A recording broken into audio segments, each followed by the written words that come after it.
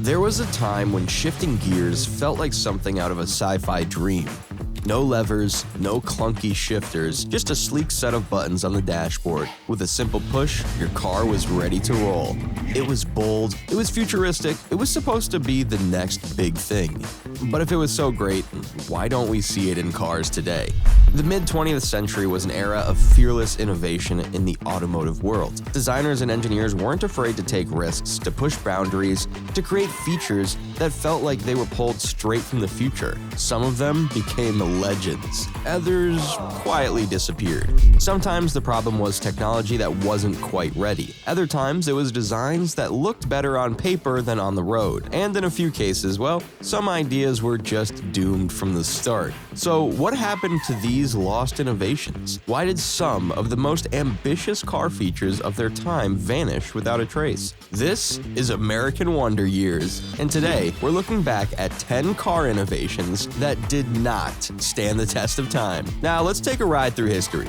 Number 1, push-button transmission, 1950s to the 1960s, when buttons replaced brawn. Picture this. It's 1956, the chrome-laden future is here and your fingertips hold the power to command a V8 engine. Chrysler's push-button transmission wasn't just a feature, it was a statement. With a row of glowing buttons labeled drive, reverse, and park, drivers felt like astronauts piloting a rocket sedan. Ads boasted, no more muscle, just magic, as suburban families marveled at the space-age simplicity. But beneath the glittering dashboard, trouble brewed. These buttons relied on temperamental vacuum tubes that hissed and sputtered in winter, leaving drivers stranded mid-shift. Mechanics cursed the labyrinth of wires hidden beneath the radio, and impatient teens learned the hard way that slamming reverse didn't always mean now. By 1956, the dream fizzled. The gear stick returned, but for a fleeting moment, the push-button era made every driver feel like tomorrow had arrived, even if it sometimes arrived late. Number 2, swiveling front seats, 1950s to the 1960s. Exit stage left, like a star. The 1957 Chrysler Imperial didn't just turn heads, it turned seats. With a theatrical whir, its front seats pivoted 45 degrees toward the door, inviting passengers to step out like Grace Kelly at a premiere. For a generation obsessed with glamour, this was automotive ballet. Husbands grinned at their wives that twirled out in petticoats, avoiding the indignity of a clumsy exit. But Hollywood magic came at a cost. The gears beneath the upholstery jammed with gum wrappers and pocket change, leaving passengers trapped mid-peroot. Worse, when seatbelts became mandatory, the swivel siren song clashed with safety. By the 1970s, the feature vanished, surviving only in retirees' fond memories of a time when cars didn't just move you, they performed for you. Number 3, bubble canopy windshields, 1950s. Soaring dreams, grounded realities. In 1954, Ford's mystery concept car didn't just break the mold, it shattered it. Its bubble canopy windshield, borrowed from fighter jets, wrapped around the cabin like a crystal helmet, bathing drivers in sunlight and sky. For a post-war America hungry for tomorrow, it was automotive euphoria. Life magazine swooned. Driving becomes flying. But reality was less kind. Summer sun transformed the cockpit into a magnifying glass, roasting upholstery and melting dashboard plastic. Rain? A symphony of leaks. And that panoramic view came with a price tag, replacing a cracked canopy cost more than some engines. By the 1960s, the bubble burst. Yet, for those who saw it at auto shows, the mystery wasn't just a car, it was a promise that the road ahead might one day lead to the stars. Number 4, self-inflating tires, 1980s. The over-engineered roadside letdown. The 1980s promised a tire revolution. Jeep's Cherokee wagered that drivers needed tires as smart as their shoulder-padded wardrobes, entering self-inflating tires. A Rube Goldberg-esque system of compressors, hoses, and valves that hissed like a sci-fi robot. Ads claimed it could conquer sand, snow, and potholes with a button press. For suburban adventurers, it felt like owning a tank disguised as a station wagon until the hissing never stopped. Leaky seals left tires sagging by dawn, and the compressor's growl drowned out Bon Jovi cassettes.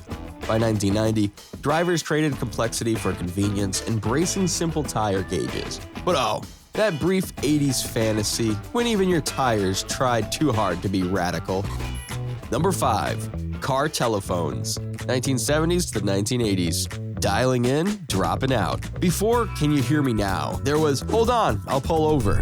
The 1978 Lincoln Continental's car phone wasn't just a gadget, it was a status symbol thicker than its leather seats. With a handset heavier than a brick and an antenna taller than a cowboy hat, it screamed Wall Street mogul, if the mogul didn't mind yelling. Conversations were public spectacles. I'm on the 405, Margaret! Static crackled, calls dropped near overpasses, and billing errors could bankrupt a small country.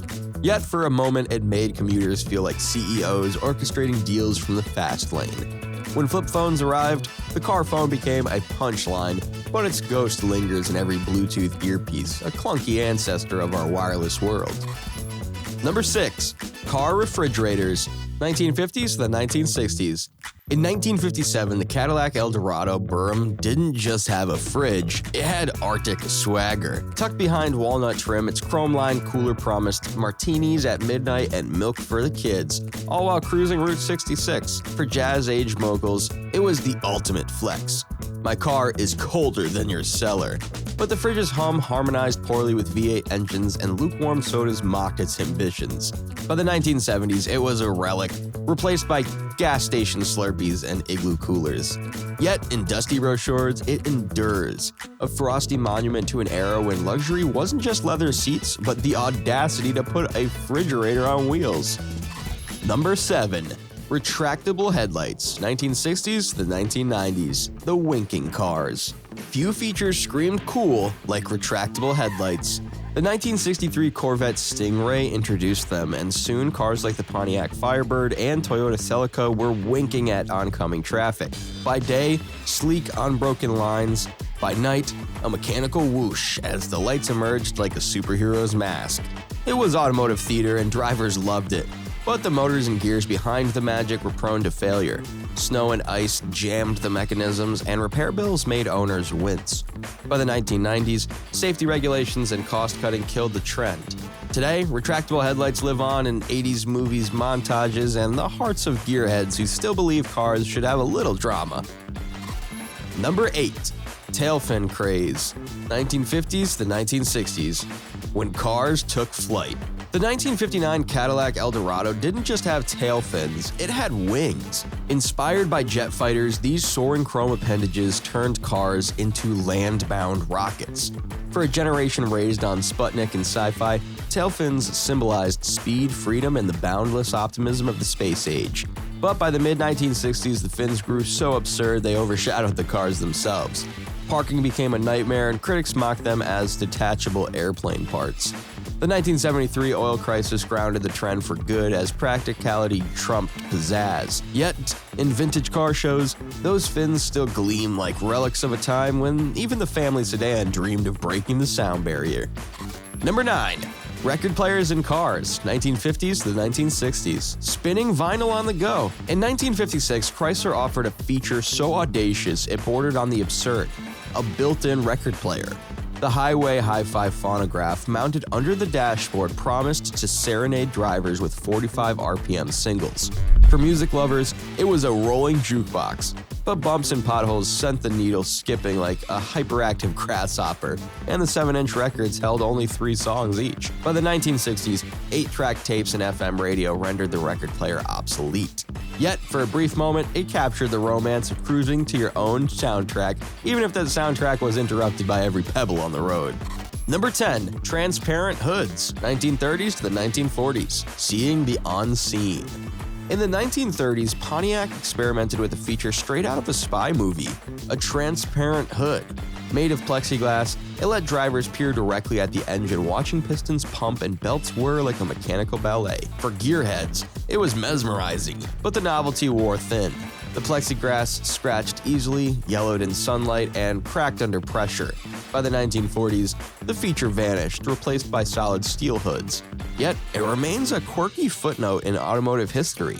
A reminder that sometimes the most fascinating ideas are the ones we can't quite hold on to. These innovations weren't just gadgets. They were time capsules. They whispered of an age of when cars weren't just machines, but canvases for humanity's wildest dreams. Some ideas crashed, others fizzled, but for a shimmering moment, they made the open road feel infinite. So, which one would you resurrect? Let us know in the comments. And if you love diving into automotive nostalgia, be sure to subscribe to American Wonder Years because there's plenty more where this came from. See you in the next one.